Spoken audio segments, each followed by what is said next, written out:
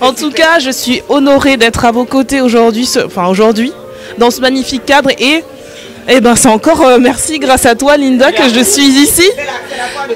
Ouais. Parce que pour être honnête, le Focus je ne connaissais pas avant d'avoir vu l'invite sur WhatsApp. Je connaissais pas du tout, mais comme on dit, rien n'arrive par hasard. Et quand l'élève est prêt, le maître arrive. Ok. Je sais qu'aujourd'hui, je suis pas la seule. En fait, ça arrive à point nommé parce que si je t'ai ajouté sur LinkedIn et on a commencé à échanger ensemble, je t'avais invité aussi à un événement, c'est parce que je sais que je ne suis pas la seule en France, femme noire, ou même noire ou de la diaspora en général, qui sont conscients que la nationalité, c'est pas l'identité. Qu'il faut s'occuper de soi en avant et que chaque membre de la communauté a un rôle et que personne ne le fera pour nous, donc chaque communauté doit s'auto-développer et ne pas attendre de l'aide des autres parce que quand on est sous tutelle, comme on dit, la main qui donne est toujours au-dessus de celle qui reçoit. Mais on n'avance pas vite tout seul. On n'avance pas vite. Et je suis contente parce que finalement c'est ça que je cherchais. Honnêtement. Et je suis contente de vous avoir retrouvé. Je suis 100% avec toi d'accord qu'il y a un problème de confiance aussi. Parce que j'avais arrêté ce genre d'initiative parce que, enfin, on le sait, des fois il y a des guerres politiques, c'est compliqué. On a toujours l'impression qu'on est l'ennemi, notre propre ennemi. On dit tout le temps l'ennemi du noir, c'est le noir.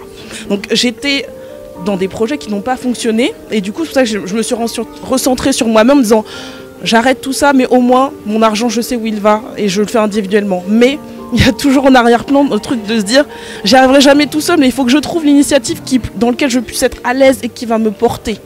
Donc j'étais un peu dans ce cheminement-là. J'ai tenté à ma manière de commencer par des petites rencontres, d'élargir mon cercle LinkedIn. Et enfin, toi, tu n'étais pas là aux rencontres, mais clairement, j'ai pris mon annuaire LinkedIn.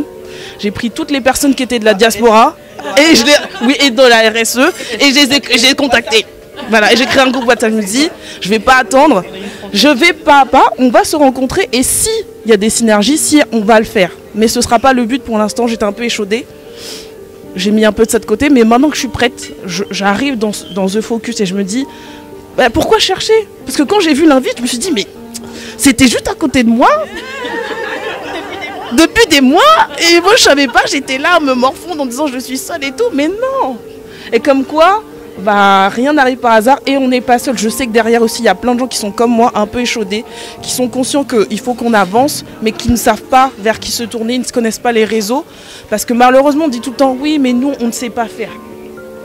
Je vais acheter chez l'autre parce qu'on ne sait pas. Mais non en fait, parce que quand je me suis mis à chercher, j'ai trouvé tellement d'entreprises, tellement d'entrepreneurs qui se sentaient esseulés et de se dire finalement on ne me soutient pas chez moi, je suis déçue, j'arrête. Mais en fait, si chacun vraiment fait les recherches, tu trouves toujours. Tu peux trouver un garagiste, tu peux trouver un serrurier qui est de ta communauté, puis tu peux trouver des stagiaires qui sont de ta communauté. Il y a de tout le monde se lance dans tout, mais on dirait que c'est comme s'il y avait des barrières, des pensées limitantes. Donc écoutez, très contente d'être à vos côtés, j'ai très hâte de savoir qu'est-ce qui va se passer pour la suite. Pour la suite, là, j'ai pas d'idée tout de suite parce qu'il faut apprendre à connaître, mais déjà très agréablement surpris parce que quand je suis arrivée sur la plateforme, j'ai vu l'événement et après je dis mais attends, il y a un média, il y a un blog, il y a une radio, il y a des vidéos, mais c'est génial. Enfin, c'est un des médias les plus avancés que j'ai vu d'entrepreneurs autour de la femme entrepreneur de la diaspora, donc c'est génial et je me dis mais j'ai hâte, je sais pas qu'est-ce que je vais pouvoir faire, mais c'est sûr que là je suis à un moment où j'ai envie de donner. Fais tout, maman. J'ai envie de donner, j'ai envie de soutenir, j'ai envie de partager. Et je l'ai vu aussi dans tellement de yeux quand on a un exemple, on rayonne et on donne aussi envie à notre petite sœur d'avancer.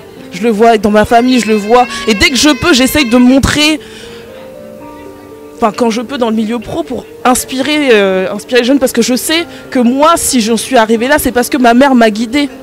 Parce qu'elle m'a parlé de Modibo Keïta, elle m'a dit regarde, il est directeur de la NASA, du programme. Et quand j'étais jeune, je me dis waouh, je vais être ingénieur et tout. Et j'ai fait mon parcours d'ingénieur, j'ai dérivé.